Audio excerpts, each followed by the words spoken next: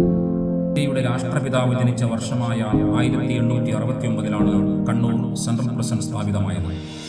പഴയ മദ്രാസ് പ്രവിശ്യയുടെ ഭാഗമായി ബ്രിട്ടീഷുകാർ നേരിട്ട് ഭരണം നടത്തിയിരുന്ന കേരളത്തിലെ ഏക സെൻട്രൽ ജയിലാണിത്. കുറ്റവാളികളെ കഠിനമായ ശിക്ഷയ്ക്ക് വിധേയമാക്കുന്ന ഇരുണ്ട തടവറ എന്ന പഴയകാല ജയിൽ സങ്കല്പങ്ങളിൽ നിന്നും വിഭിന്നമായി തെറ്റുതിരുത്തൽ കേന്ദ്രങ്ങളായ ഇന്നത്തെ ജയിലുകൾ അന്തേവാസികളുടെ മാനസികവും സാമൂഹികവുമായ പരിവർത്തനം ലക്ഷ്യമിട്ട് നിരവധി പ്രവർത്തനങ്ങൾ നടത്തിവരുന്നു.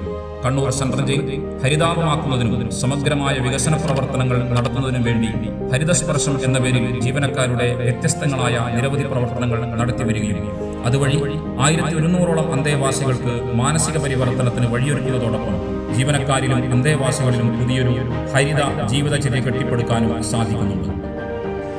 2 കുളങ്ങളും 22 കിണറുകളും 4500ഓളം മരങ്ങളുമുള്ള പൂർണ്ണമായും ഹരിതാഭമായ 92.31 ഏക്കർ വിസ്തൃതിയിൽ സ്ഥിതി ചെയ്യുന്ന ജയിലിൽ വംശനാശം വന്നുകൊണ്ടിരിക്കുന്ന അപൂർവ ഇനം വൃക്ഷങ്ങളെയും സസ്യങ്ങളെയും സംരക്ഷിക്കുകയും ആയവ പുതിയ തലമുറക്ക് പഠനവിധേയമാക്കുകയും ചെയ്യുക എന്ന മഹത്തായ ലക്ഷ്യത്തോടെ 2022 ഹരിത കേരള മിഷന്റെ സഹായത്തോടെ കണ്ണൂർ സെൻട്രൽ ജയിലിൽ സ്നേഹവനം എന്ന ട്രീ മ്യൂസിയത്തിന് തുടക്കം കുറിച്ചു.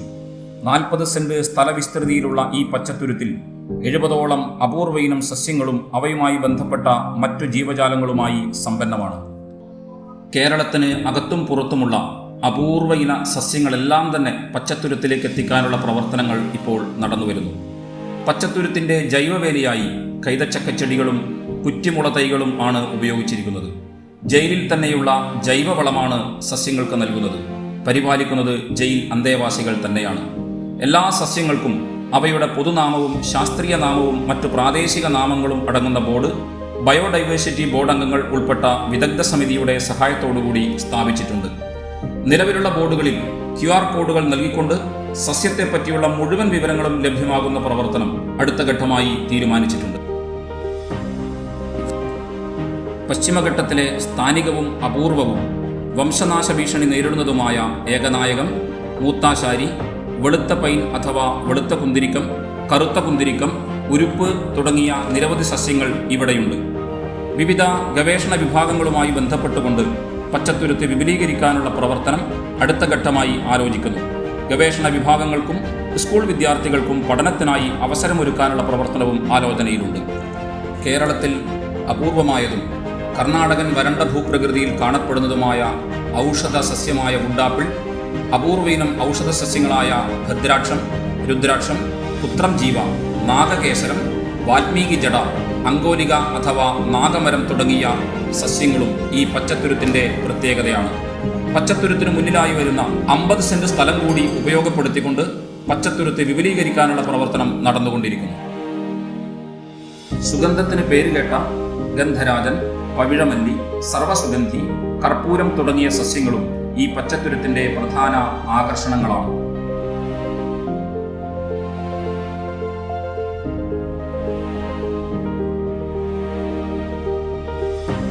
വെങ്കണമരം, കറിവേപ്പില, പൂവം, നാരകം, കടമ്പമരം, ഇലവ് തുടങ്ങിയ ചിത്രശലഭങ്ങളുടെ ആതിഥേയ സസ്യങ്ങളും നിരവധി നെക്ടർ പ്ലാന്റുകളും ഉള്ളതുകൊണ്ട് തന്നെ നീലക്കടുവ, അരളിശലഭം, തവിടൻ, ചുട്ടിക്കറുപ്പൻ, നാരകശലഭം, പഞ്ചട്ടശലഭം, വളനപ്പൂമ്പാറ്റ, പുള്ളിവാലൻ, മലബാർ റാവൻ, ചുട്ടിമയൂരി, നാട്ടുപാത്ത, തകരമുട്ടി തുടങ്ങിയ 50ഓളം ചിത്രശലഭങ്ങളുടെ കേന്ദ്രവുമാണ് ഈ പച്ചത്തുരുത്ത്. സ്നേഹവനത്തിന്റെ മുൻവശത്തായി ശലഭോദ്യാനവും മറ്റൊരു വശത്ത് പശ്ചിമഘട്ടത്തിൽ കൊങ്കൺ മേഖലയിൽ പ്രധാനമായും കാണപ്പെടുന്ന കൊക്കം മരങ്ങളുടെ തോട്ടവും സ്ഥിതി ചെയ്യുന്നു. ശലഭങ്ങൾ കൂടാതെ നിരവധിയിനം ചിലന്തികൾ, തവളകൾ, തുമ്പികൾ, പക്ഷികൾ തുടങ്ങിയ ജീവജാലങ്ങളുടെ ആവാസ കേന്ദ്രം കൂടിയാണ് ഈ പച്ചത്തുരുത്ത്. നീർമാതളം, രക്തചന്ദനം, അത്തി, ആറ്റുവഞ്ചി, തിരുവട്ടക്കായ, കായാമ്പൂ, പൂവരശ്, വയന, മണിമരുത് തുടങ്ങിയ മറ്റപൂർവ സസ്യങ്ങളെയും ഈ പച്ചത്തുരുത്തിൽ സംരക്ഷിച്ചു വരുന്നു. ഹരിതസ്പർശത്തിലെ മറ്റൊരു ശ്രദ്ധേയമായ പദ്ധതിയാണ് സുഗന്ധവീഥി. ദേശീയപാത ഉൾപ്പെടുന്ന ജയിൽ പരിസരവും ജയിലിന് അകവും കുറ്റിമുല്ലത്തൈകൾ നട്ടുകൊണ്ട് സുഗന്ധപൂരിതമാക്കുന്ന പദ്ധതിയാണ് ഇത്.